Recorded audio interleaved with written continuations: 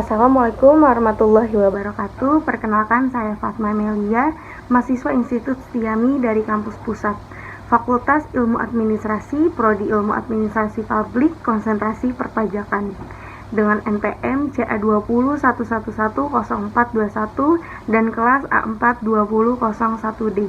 Sebelumnya, yang terhormat Bapak Samsudin selaku dosen mata kuliah Manajemen Sumber Daya Manusia Sektor Publik. Di sini saya akan menjelaskan tentang tahapan proses pelatihan dan pengembangan sumber daya manusia.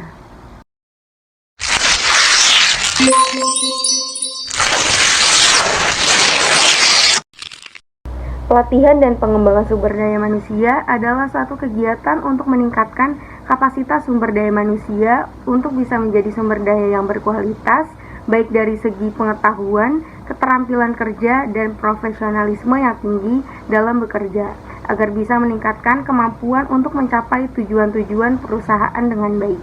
Istilah pelatihan dan pengembangan atau pendidikan adalah kegiatan yang sama atau identik, namun berbeda objeknya, di mana pelatihan diperuntukkan untuk manajemen tingkat bawah atau pelaksana, sedangkan pengembangan diperuntukkan untuk manajemen tingkat menengah dan atas.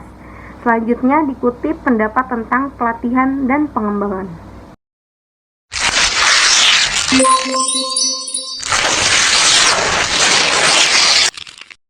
Pelatihan dan pengembangan sumber daya manusia untuk bisnis yang lebih baik. Pentingnya pelatihan dan pengembangan sumber daya manusia tidak lepas dari organisasi yang membutuhkan komponen-komponen yang memiliki standar tinggi untuk lebih memaksimalkan pencapaian tujuannya. Selain untuk mencapai tujuan, pasti ada sebuah kompetisi antara organisasi satu dengan yang lainnya. Oleh karena itu, sumber daya manusia atau SDM yang baik sangatlah berpengaruh dalam persaingan ini. Karena itu pula, sebuah program pelatihan dan pengembangan sumber daya manusia dianggap sebagai salah satu penyelesaiannya. Berikut adalah beberapa hal yang bisa didapatkan jika Anda melakukan pengembangan dan pelatihan sumber daya manusia pada bisnis. Yang pertama, produktivitas kerja. Dengan pelatihan sumber daya manusia, produktivitas kerja karyawan akan meningkat. Kualitas dan kuantitas produk akan menjadi semakin lebih baik. Yang kedua, meningkatkan efisiensi. Pengembangan SDM juga dapat meningkatkan efisiensi tenaga, waktu, bahan baku, dan mengurangi hausnya mesin-mesin yang sering dipakai. Dengan begitu, pemborosan akan berkurang sehingga biaya produksi relatif kecil dan daya saing perusahaan semakin besar. Yang ketiga, menghindari kerusakan. Dengan adanya pengembangan sumber daya manusia, karyawan akan menjadi semakin ahli dan terampil dalam melaksanakan pekerjaannya. Dengan begitu, kerusakan barang produksi dan mesin-mesin akan menjadi semakin berkurang. Yang keempat, menghindari kecelakaan kerja. Melatih SDM juga mampu mengurangi tingkat kecelakaan karyawan, sehingga jumlah biaya pengobatan yang dikeluarkan perusahaan akan berkurang. Yang kelima, moral yang baik. Dengan pelatihan SDM yang tepat, moral karyawan akan lebih baik karena keahlian dan keterampilannya sesuai dengan pekerjaan yang dilakukan, sehingga mereka antusias untuk menyelesaikan pekerjaannya lebih baik.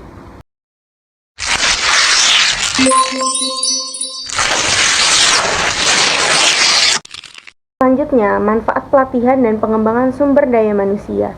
Pastinya dalam sebuah program yang dianggap sebagai penyelesaian ini memiliki manfaat.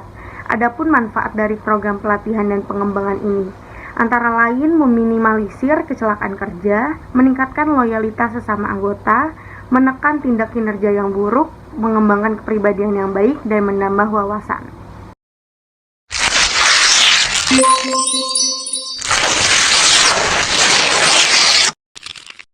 Tujuan pelatihan dan pengembangan sumber daya manusia.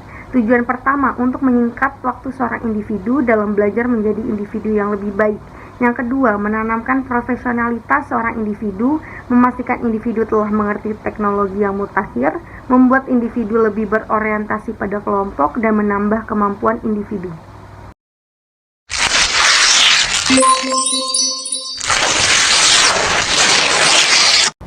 Tahapan pelatihan dan pengembangan sumber daya manusia. Ada 3 tahap umum yang terlaksana dalam sebuah program pelatihan dan pengembangan sumber daya manusia. 3 tahapan ini antara lain menentukan kebutuhan program, merancang program, dan mengevaluasi efektivitas program.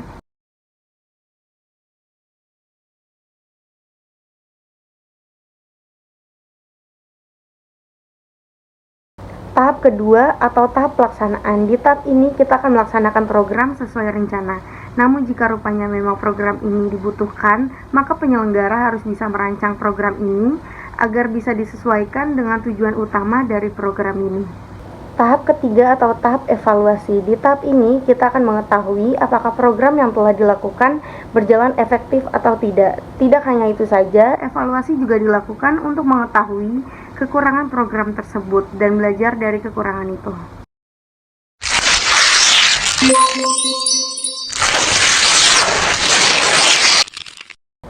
Ada 5 langkah proses pelatihan dan pengembangan menurut Dassler.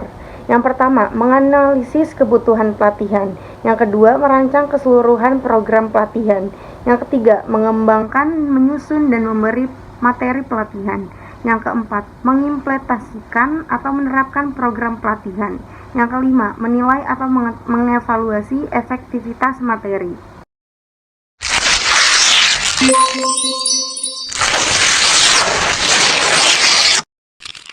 Pelatihan dan pengembangan tidak semerta-merta menjadi solusi penurunan kinerja perusahaan. Akan tetapi, pelatihan dan pengembangan dapat menjadi solusi yang tepat jika prosesnya disusun berdasarkan solusi kebutuhan akan permasalahan yang dialami perusahaan. Pentingnya informasi yang relevan menjadi kunci utama untuk mendesain program yang tepat. Oleh karena itu, pelatihan dan pengembangan harus berbasis organisasi, yang artinya setiap lini organisasi harus dapat memberikan kontribusi terhadap berjalannya proses pelatihan dan pengembangan itu sendiri. Berikut yang bisa saya jelaskan tentang pelatihan dan pengembangan sumber daya manusia. Kurang lebihnya saya mohon maaf. Assalamualaikum warahmatullahi wabarakatuh.